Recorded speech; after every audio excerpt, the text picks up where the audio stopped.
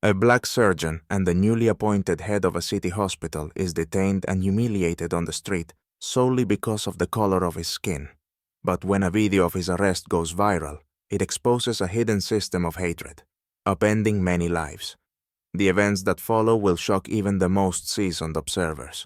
But let's start from the beginning. Dr. Michael Wilson, a successful black surgeon, returns to his hometown after being appointed the head of the city hospital. Driving through the suburbs at night, he reflects on how his success could inspire a new generation. His thoughts are interrupted by the flashing lights of a police car signaling him to pull over. Michael calmly parks, confident this is just a routine check. Two officers step out of the car. The lead officer, Sergeant Toms, rudely bangs on the window. "License and step out of the car. Now," he demands. Michael politely hands over his ID, but Toms, glancing at it briefly, accuses him of stealing the car. "This car doesn't belong to you," Toms says, tapping the hood of the luxury vehicle. "Where'd you get it?" Maintaining his composure, Michael responds, "This is my car. I'm Dr. Michael Wilson. I was just appointed head of the city hospital. Feel free to verify my documents." The younger, visibly nervous officer interjects. "Enough with the lies. Hands on the hood." The officers start using force, pulling Michael from the car. He doesn't resist, but feels anger rising inside him. Passers-by begin to gather, and one starts recording the incident on their phone. The crowd grows, with people shouting, "This is wrong! He's not even resisting!" Michael tries to explain. "You're making a mistake. My identity is easy to verify. Please stop." Tom snaps back. "Shut up!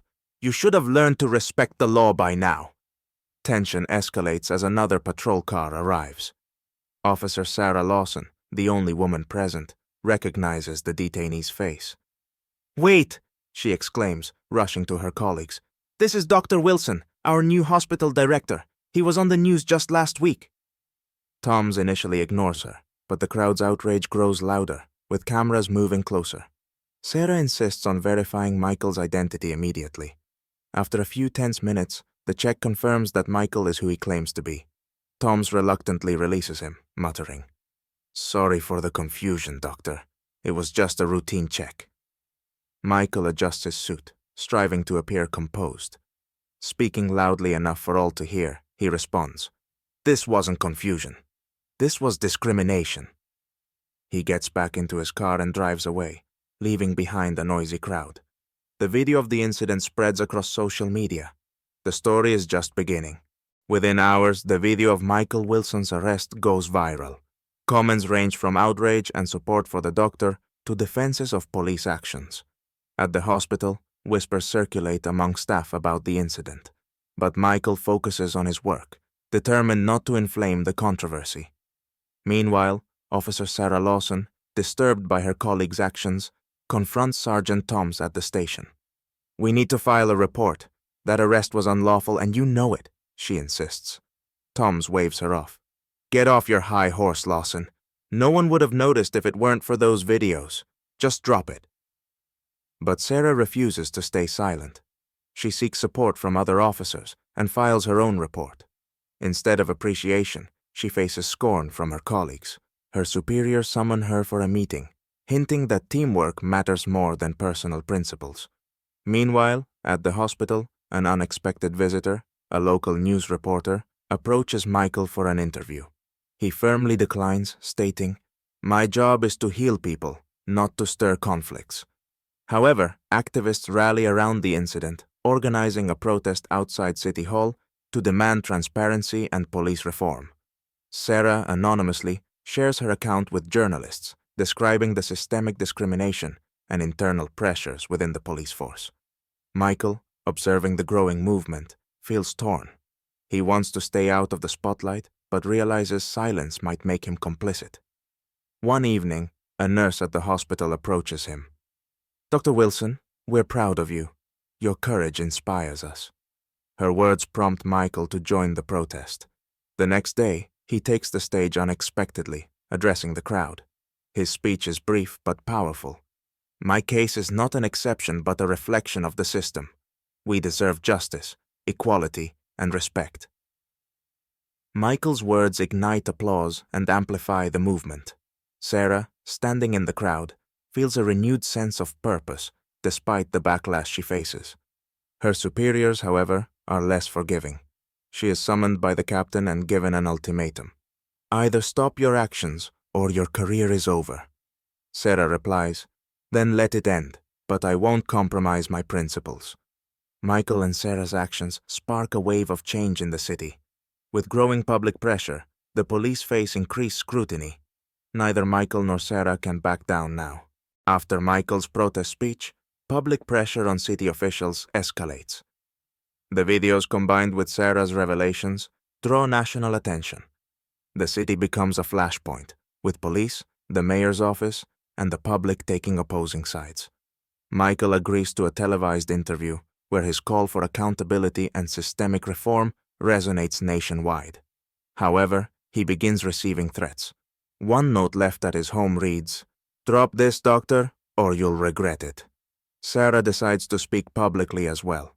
At a press conference hosted by activists, she details instances of bias and misconduct within the police department. Her revelations make her a hero to some but deepen her isolation within the force. Her car is vandalized with the word "traitor" scratched into the paint. Sergeant Toms, fearing a full investigation, orchestrates a cover-up. He persuades several officers to submit false reports claiming Michael acted aggressively during the arrest. A police press release justifies their actions, but journalists interview witnesses who refute the claims. New video footage emerges, showing Toms provoking Michael. The video reaches Michael's legal team, who file a lawsuit against the police, demanding not only damages but systemic reforms. At a press conference, Michael states, "This lawsuit isn't about money. It's about ensuring this never happens again." The city's mayor publicly calls for unity, but privately pressures the police to defuse the situation. Activists rally outside the police station, demanding Tom's resignation. Tensions rise, leading to a brief but heated standoff between protesters and police. Sarah, watching the chaos unfold, joins the protesters as a mediator, calling for dialogue. Her efforts earn her respect from demonstrators, but worsen her standing within the department. At the hospital, Michael faces pushback from administrators worried about the hospital's reputation. He firmly responds, "If the truth damages your reputation, perhaps it's time to reconsider what you stand for." When a photo surfaces of Tom's at a private meeting with a known far-right activist, public outrage boils over. Federal authorities signal an impending investigation, and Michael and Sarah realize they are on the verge of catalyzing profound change. Under growing pressure, the mayor announces an independent commission to review police practices. Skeptical citizens see this as a stalling tactic. Michael and Sarah remain steadfast in their mission. Michael holds a press conference at the hospital, emphasizing systemic change. We must address the root cause, not just the symptoms of systemic racism. His words resonate widely. Meanwhile, Sarah prepares to testify in Michael's lawsuit. At the station, she faces outright hostility, but she refuses to waver. At a pivotal hearing, both Michael and Sarah provide compelling testimony.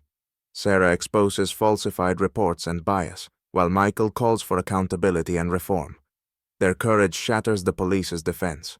The court rules in Michael's favor, mandating police bias training, compensation for Michael, and procedural reforms.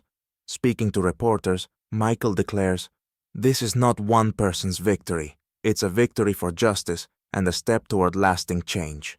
Sarah, now a former officer, joins him on stage saying, "Leaving the force was hard, but I'm committed to serving the community with integrity." The story ends with Michael returning to his work at the hospital and Sarah starting a new role in a civil rights organization. The city begins to heal, with a renewed focus on fairness and accountability. On the police station's doors, a new plaque reads, "To serve with honor, to protect with respect." Michael and Sarah stand as symbols of courage, ready to face the battles ahead, knowing the fight for justice is far from over.